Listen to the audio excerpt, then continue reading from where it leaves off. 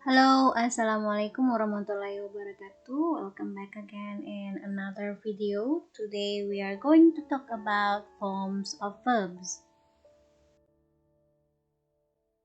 Alright, in this video, the focus is going to be on verb phrase, verb tenses, and phrasal verbs. Before I tell you what a verb phrase is, let me tell you what a phrase is. Well, a phrase is a group of words which is a part rather than the whole of a sentence. To help you get easier understanding about a verb phrase, let me show you some examples of the sentences. And the first sentence is she is beautiful. Another sentence is she is reading a book. In the first sentence, we can see that the verb is. Meanwhile, in the second sentence, we can see that this sentence contains two verbs. They are is and reading. Therefore, in the second sentence, the form of the verb is a verb phrase. Why? Once again, because it contains more than one verb. That's why it is called as a verb phrase. If you see more carefully, the written words are all verbs. They are called as a verb phrase because they come together with another verb. Was with enjoying, will be with seeing, are going to with have, has with been and also invited, should with apologize, and the last sentence should with have and bothered. So all of them are sentences that the verbs are formed with a verb phrase. Next is verb tenses. Speaking of verb tenses, you might have already known that we have 16 verb tenses in English. But actually, let me give you a new thing about it. Tenses are actually not 16. They only consist 3. What are they? To make you remember the tenses more easily, just remember, tenses are about ex, a boyfriend or girlfriend. Or it might be about your present boyfriend or girlfriend. Or it might be about your future husband or wife. In short, verb tenses are about your past, your present, or your future. So, on the other words, tense is about the time. Why? Because everything that we are talking is just about our past, or perhaps it's about our present, or perhaps it's about our future.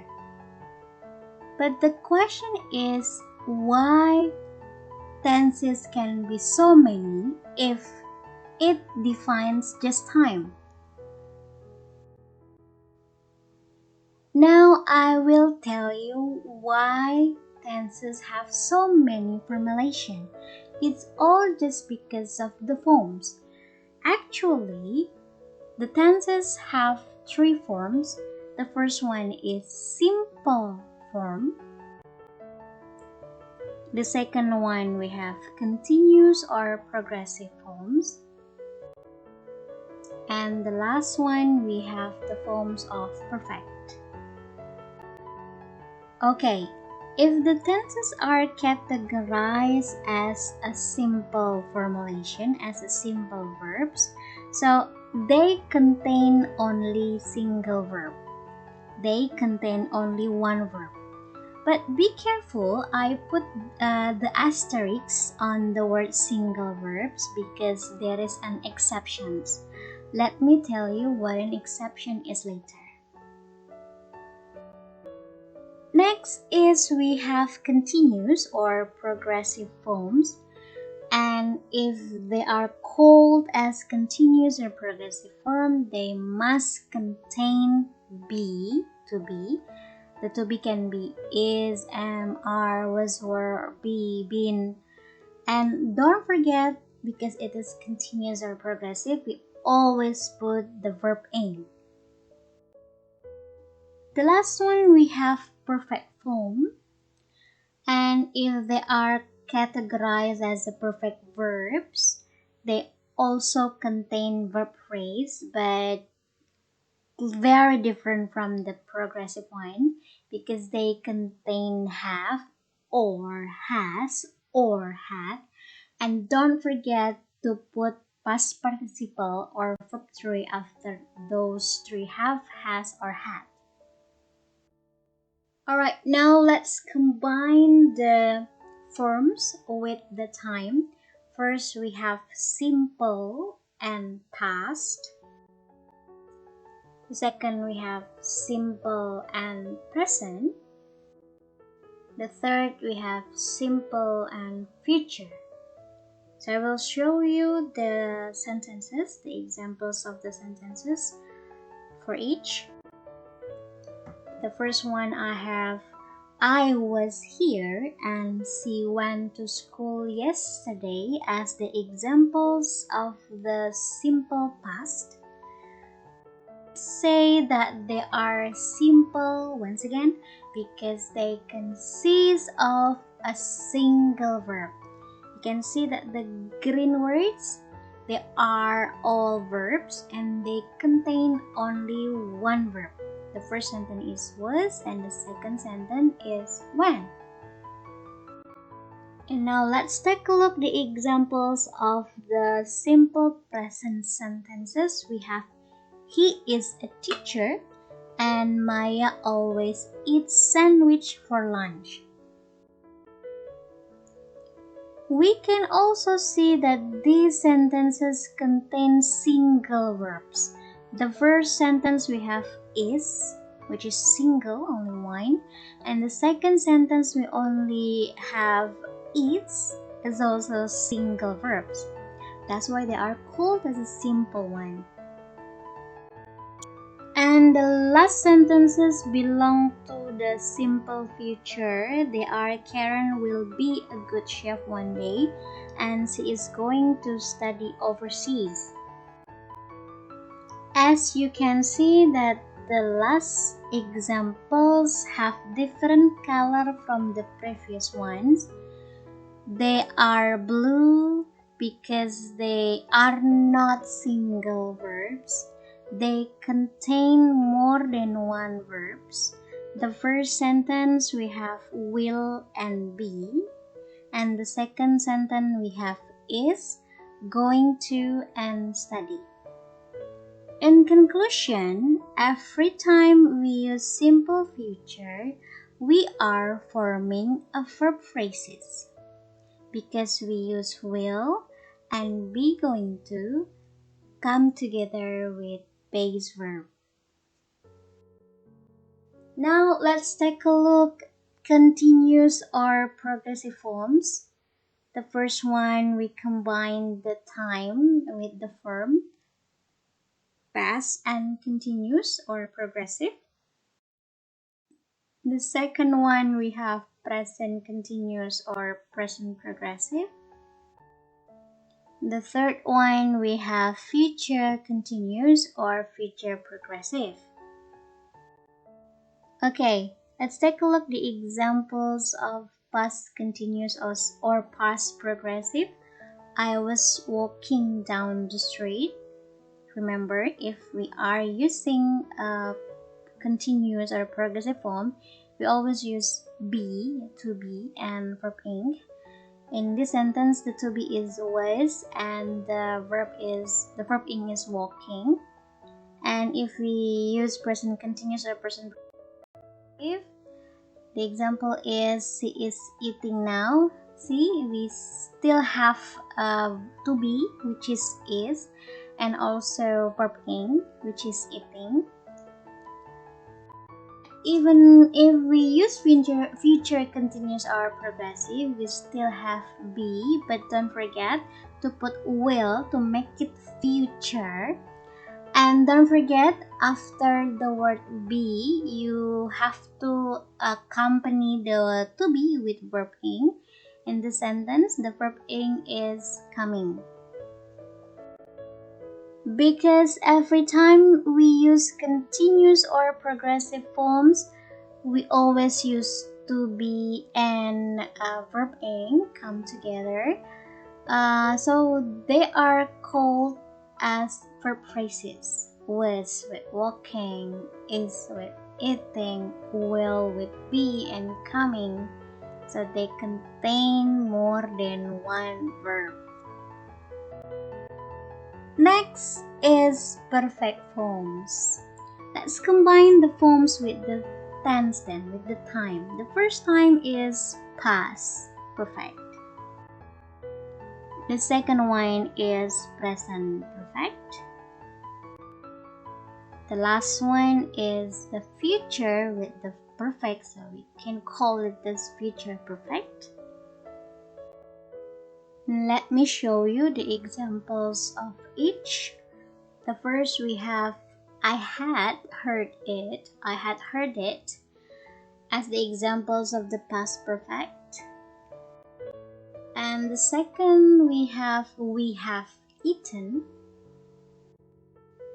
And the third we have they will have finished it at that time.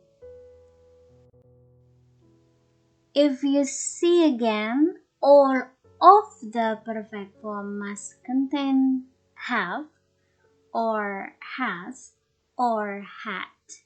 And also they come with the past participle, or we also call it a verb 3. They are heard, eaten, and finished.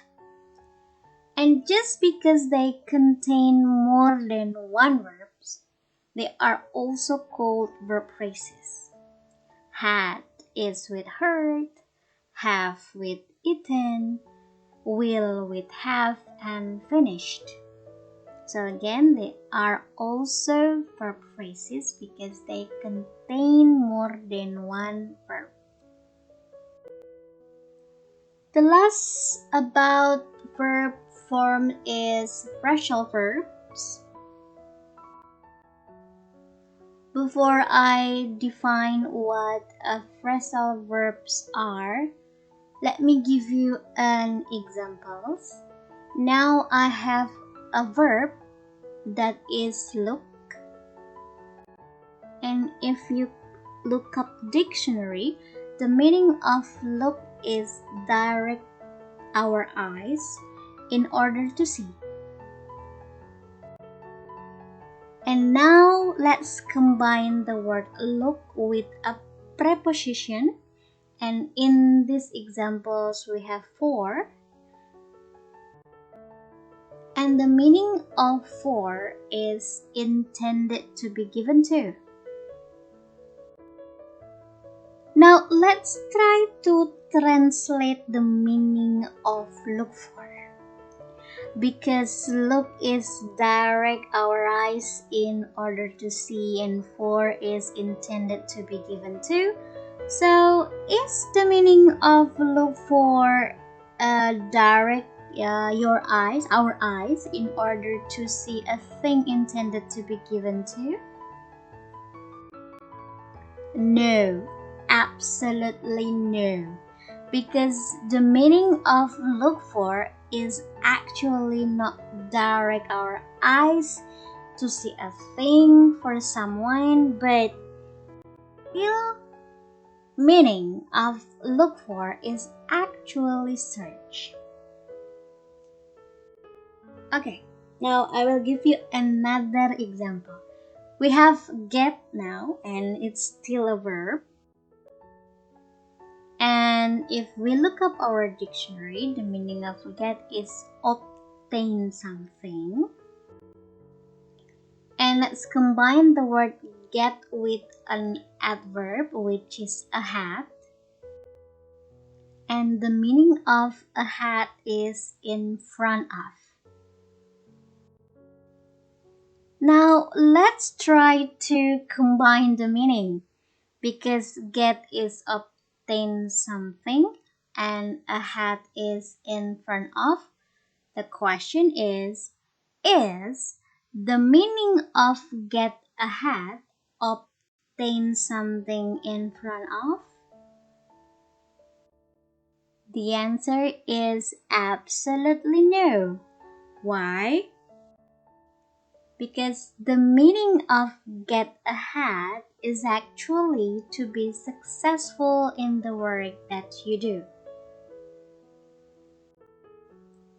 So from those examples, actually we can summarize that phrasal verbs are actually verbs that are combined with a preposition or maybe an adverb, or sometimes they can also be combined with preposition and adverb together. And for your information, they have different meaning from the individual words. Now let's take a look some other examples of phrasal verbs. We have look after. If we translate those words in bahasa Indonesia directly, look melihat, after setelah, but it never means melihat setelah, ya, because look after always means take care of. Find out, it doesn't mean mencari keluar, but it means find information. Put on never means meletakkan di atas, but the meaning of put on is wear clothes. Put aside means save a thing. Call off means cancel the plan.